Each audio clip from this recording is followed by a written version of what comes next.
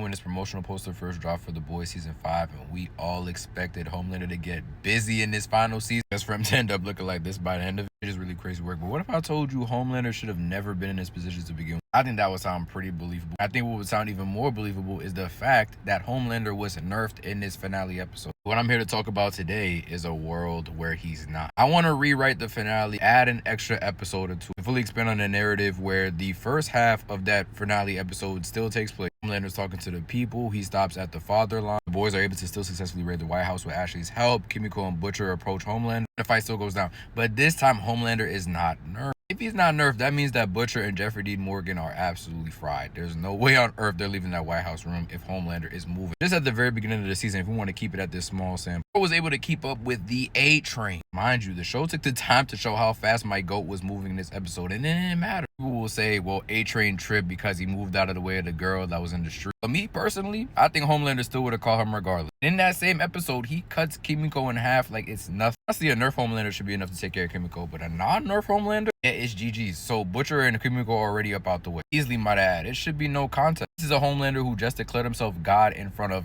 millions of people. Watching this live press conference after he's seen Father come up, you know, he got triggered with the whole Soldier Boy thing. Ryan called him out at the beginning of the episode, so Homelander is more motivated than ever to prove that he is the Lord over these people. So why would he allow Butcher and Kimiko to dog walk him when we've seen how he moved at the very beginning of the season alone? I'm not even talking about Homelander feats from earlier on in the series. While we're mentioning feats in the season, he literally just got Compound V1 2 episodes ago. V1 that's supposed to grant users extraordinarily powerful superhuman characteristics on top of making them immortal. Craziest thing about the V1 storyline is that I still think Homelander could have did exactly what I just said he would do to Butcher and Kimiko without the V1. Honestly, it just felt wasted to give him the V1 anyway. He didn't even really show anything in the episode after he took it or in the finale episode. It was different from the Homelander that we've seen in the past. Until this day, Soldier Boy giving him that V1 because of what Clara would have wanted, and still a question in my mind, but we are here. So with that, Kimiko, Butcher, and the rest of the boys in the White House are going to get taken out as well. All it took was 2 taps from Frenchie for Homelander to immediately go over to his location and put Bell to ass, even with this uranium in the room with him. Huey and MM doing as much as they was doing in that White House, they are cooked. The only person I can see escaping potentially is President Ashley at this point in time, but we'll talk about her later. Now, in this scenario I've made up, Ryan does not enter the White House. I can see him pulling up to the White House similarly to how he did in the finale episode where he stopped Homelander from escaping. But just as he's about to enter, he sees that Butcher Kimiko is taken out. He's like, I gotta get up out of here. I gotta regroup, rethink this. I already tried taking my dad on 1v1. It didn't work out for me. That was before the V1. Homelander's not nerfed no more, so he takes out Huey and MM, then meets Ryan outside before he can even think of going back to that lodge he'd been hiding in this whole season, and knocks him out. He doesn't kill him. Instead, he houses him in the 7th tower, which will wind up being a big mistake. We gonna get into that later. Now, at this point, Homelander has seemingly taken out all his odds. After the American people and people throughout the world have seen what he's done on live TV, the people who try to assault him, I think a lot of the people are going to fall for the propaganda that Homelander is actually their god and start worshiping him as one. Homelander's not the smartest person on earth, but he's not stupid either. I can see him making a national address on this, you know, gassing himself up, telling the people what I just told you, that, hey, I had assailants try to come take me out and they did not prevail. Why? Because I am the Lord and Savior himself, and y'all will start addressing me as such. And if y'all got a problem with that, y'all come see my soup army outside. Homelander assembling a defense of soups is the next best logical thing for him to do in this instance. I think this would just be for extra precautions. Homelander understands that there are still soups out there who want to see his head on a pike, so the best course of action, in my opinion, I feel like Homelander would feel the same way in this instance, especially after being pursued by the boys successfully for 5 seasons in real life. Set up this real deal soup defense will intercept anybody trying to go against his plan. Now, during this live broadcast, I would not be surprised if Homelander showed all the bodies of all the assailants to try to run up in the White House to take him out. Keyword here is bodies. I didn't say mugshot. He would directly show the bodies of these people on TV, and Starlight, of course, still being alive after a fight with the D, to see this and see that Huey has died. At first glance at this, she'd be in a complete depressive state. After the conversation she has with Marie early on in the episode, she realizes that this fight is not over as long as Homelander is still standing. This is where the Gen V cast would also come in. I'm seeing this live broadcast go down where Butcher and Kimiko are killed on live TV, in the bodies of the rest of the boys, understanding that they did not win. Guarantee Marie and Jordan would not stand for this, and that's when Starlight gets involved as well. They link up to get a plan going on how to take out Homelander along with his new soup forces. I could also see Ashley seeing this broadcast and reaching out to Starlight immediately, checking her pulse, see if she's still alive, literally. Try to get her protection. You know, Ashley be stressing over any and everything. Her knowing that she was responsible for the boys being even able to get into the White House to begin with to intercept Homelander. All she knows, she can end up on a t-shirt alongside the rest of the boys. This group of the main Gen V cast, Starlight and Ashley, is just, they're not gonna be enough to take out Homelander and his guys. I'm not gonna lie. But then you add Polarity and some of the soups at Godokan University, and I think that would be enough to combat Homelander's forces. Allowing our main cast of characters to raid the 7 base, where in this instance I'm saying Homelander went to after this press conference, in order to have a final showdown with the Homelander himself. Now, in terms of episodes, I could definitely see the end of episode 8 be Homelander making his national address in the aftermath of his fight with Butcher, Kimiko, etc. One of the deceased bodies of each member of the boys for the world to see. Going into episode 9, we see Starlight dealing with this revelation. So splitting over to Marie and her group, seeing how they're dealing with it, seeing them contact Polarity, seeing Ashley contact Starlight. I can also see Homelander having a conversation with Ryan, who he has in a uranium cell at this point. Quell his powers, will have a conversation with his son, telling him everything that happened in the episode before, giving him the I told you so if I told you so, claiming that it was his destiny to become the god of this world. You should have believed me. Now I'm gonna have watching from the background until I can trust you while I do my own thing. Ryan will continue to be defiant, but like I said, not killing Ryan would be Homelander's biggest mistake, and Homelander is not gonna kill Ryan in my opinion, as he sees potential and opportunity in Ryan to become him in the future. I can also see in this episode Homelander having a lot of scenes where he's just unleashing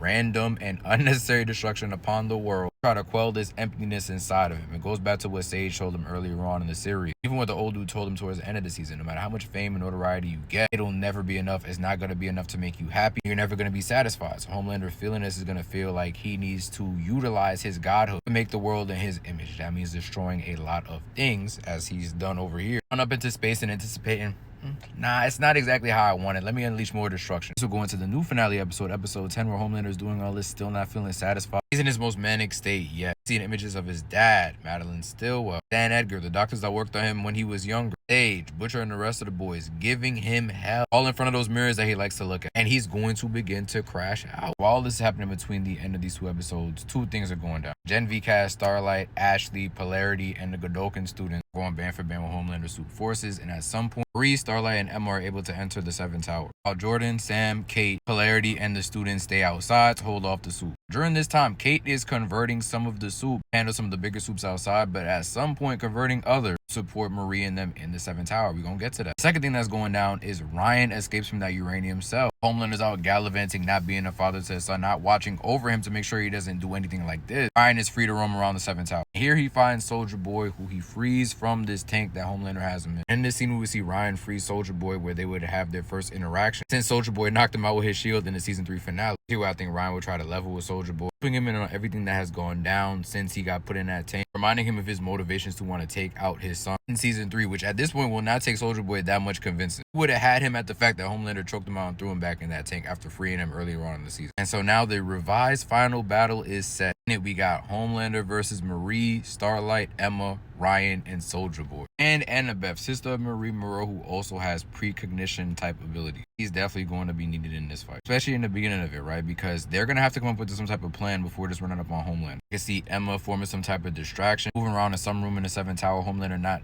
sure what exactly is moving around, considering how small Emma can get. Marie and Starlight time to position themselves just enough to blind and hold Homelander in place. Marie would then create a window for Starlight, Annabeth, and Emma to escape the room before Marie opens the suit virus vial to pour down Homelander's throat, something like that. Annabeth sees that this will not work, warns her sister in advance before Homelander breaks Marie's hold and almost kills her and her sister before Soldier Boy and Ryan enter the fight. Immediately gets a box with Homelander, giving Starlight time to remove Annabeth from the situation because she's not a fighter. She was only here in the case that things went left, which they eventually did. Luckily for them, these two entered the fight, giving them a much needed hand. Even with it being Marie, Soldier Boy, and Ryan, still just not enough to put down this bloodlusted Homelander at this point. Even when Starlight comes back and blinds him again, he is still pushing him back. He damn near has Starlight dead to right. Marie's exhausted and used up all her power trying to hold this man back. He's still pushing him, and he's still able to fight back against Ryan and Soldier Boy. That's when Kate's power comes in clutch. The other suits from outside come flying into the 7 building. Now Homelander has to deal with them. Gives Marie time to hold him in place one last time. He's getting absolutely boxed up for Soldier Boy to launch this beam at this crowd of soups with Homelander in the middle of it, rendering him powerless just as he was in the original series finale. In my eyes, Homelander has to lose for the series to end, so he's still gonna end up losing his power. In this finale though, it's just a lot taller of a task. It's like there are actual stakes. Some of the people from this group might end up dead. Some of the people outside fighting the suits might end up dead as well. I didn't take the time to think about all that. I think I still came up with a very compelling storyline if Homelander was not nerfed as he was in the original Boys series finale. But y'all let me know what y'all think about anything that I said. I don't got no epilogue for y'all either. I just got up to the point where Homelander loses his power. He's likely taken out by Starlight, maybe Soldier Boy too, for everything that he's put those two characters through throughout this series.